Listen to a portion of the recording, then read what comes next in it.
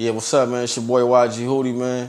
I'm doing the sit down with the local astronauts. I just came from Compton, hanging out at Tams with the homies, man. So now we just gonna have some real talk, let y'all know about all these new things I got going on, new project and all that.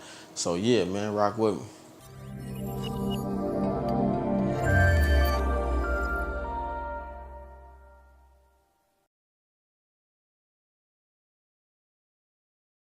To get a message out, it's a certain aesthetic that I'm trying to put out with my music. Or I set a bar on my new album. I said, I use my voice for a cause, nigga. I don't use my voice to ball. I'm gonna do that anyway. Forever boisterous, dog. Like, we always have been them type of niggas that's firecrackers. Like, we gonna get money, you know what I'm saying? So if I'm gonna use my voice, it ain't just to get no money. Like, it's a certain thing I wanna put out there. A lot of the shit from my hood started from my hood. A lot of street shit. So it's a certain way I gotta put my thing out to let people know how it's supposed to go. You know what I'm saying? I feel like I'll take that pressure. My music always been kind of real and had a real vibe to it. Even if we partying, it's something like true and it's a message in there. So yeah, that's my why as far as doing music, bro. Day in the life, YG Hootie. Wake up early in the morning, take my kid to school. Then it's time for me to hit the block. I gotta check the post on what's going on in the neighborhood. And I don't like to go to the studio without, first living life first. So I'm all in the section. I'm all seeing what's going on. And then I get to move on and see how I feel about life and go talk about it when I get to the studio that evening. So, like I said, day in the life, I handle my business. I have to make sure my kid's straight. Then I get to what I gotta do. You just reminded me of like my Halloweens when I was a kid in the city. Like, I stayed right down the street from Gonzalez Park. That's like right down the street from Tams, off 142nd Street. You get on Rosecrans.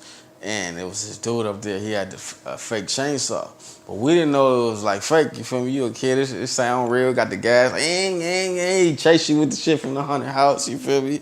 You run up the block like, oh my God, nigga, you think you finna die. Like, yeah, that was like what Halloween was for us. But now, I got a kid, I got nephews, I got nieces, I got all the youngs in my family, they the next generation. So I just seen my nephew, he had this little Halloween outfit. He's one of the Marvel characters. I can't even think of the name, but it's different for them now. They got to go to school, get their candy, and you know what I'm saying? It's like a whole nother dynamic. It used to be way more trill when we was kids. Like, you come outside, everybody shit dressed up. You go to the haunted house down the block. You really think you finna have death. Your parents ain't there with you. You about 11, you know what I'm saying? But you think you already grown, you know what I'm saying? It's like, kids got it way different. I don't know if it's better or worse, but we living life going with it. Like, that's what Halloween is like on the block for me, though. That was my perspective. What changed that? I don't know. I'm like, I guess the internet, a lot of kids get more interaction like that. But if you want some real interaction, you had to get away from your parents when we was kids. Like, you ain't sitting in the house, boy, go outside.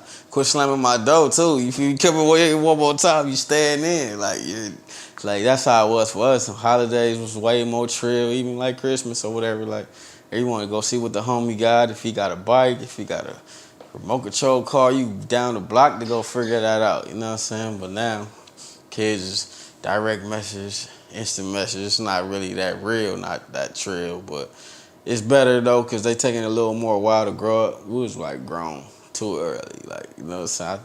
I thought I was grown, bro. I was driving IROC 14, Z28, whatever you had. Like, you pulling up to school, you thinking you that nigga way too early, you know what I'm saying? So, it's good, man. I think it's good to be a late bloomer, you know what I'm saying? You thought it was whack when you was in school, but it's cool because you get to have your swag when it's time. You feel me? Now you really that motherfucker, bro. So, kids got it cool, man. I think they like one straight.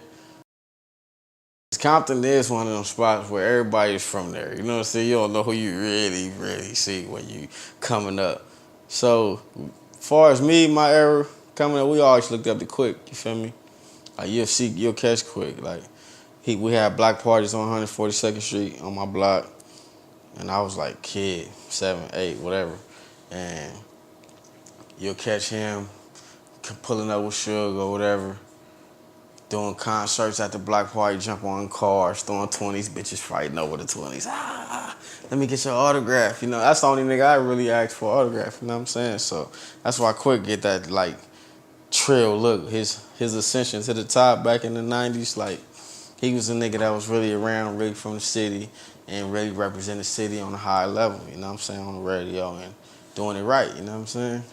So I know that shit took a lot out of him because he really was in the streets, you feel me? So he kind of like left that shit alone and really got his real money and like fuck all that. But as far as when he was coming out, yeah, we got to give it to dude, you know what I'm saying? He did it right.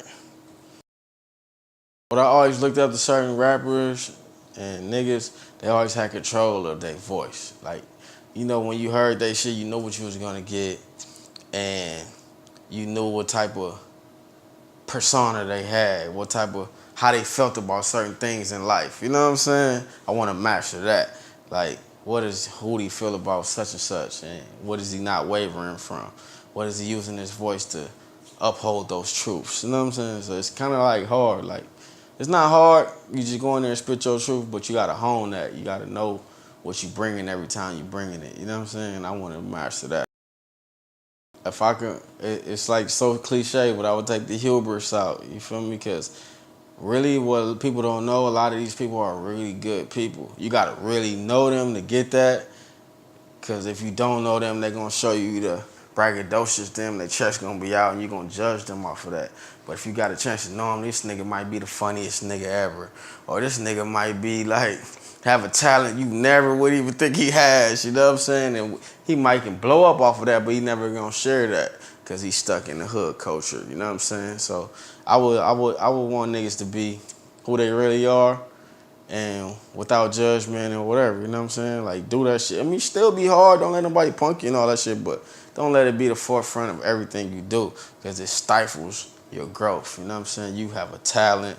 You like, you the truth, my nigga. Like I said, you might be the funniest nigga, or you might be a chemist, or you might like to read crazy books that nobody even thought you would like that genre. But that's what's beautiful about you, my nigga. So you know what I'm saying? I would take all the hubris out. Stop acting so tough. That's not the only thing that niggas is about. You still gonna be a man. You still that nigga, bro. Nobody still can't whip your ass, but what else can you bring to it, bro? And I want to know. Like, that's why I named my album that, and I wanted to become something that catch fire and be a culture, you know what I'm saying? Because I was always one of them niggas, like, I went to school. You had to really know me to know that, but my teachers would put me to the side like, why you always a nigga that's fighting and riots? You really smart. I read your essay. It was great. Like, you know what I'm saying? But that was just something I like to do, you know what I'm saying? I don't want niggas thinking I'm stupid, because I've been judged like that before. School police, acting like they talk to you like you automatically you just an idiot. And I always took offense to that. You don't really know me like that, bro. You don't know what I can do.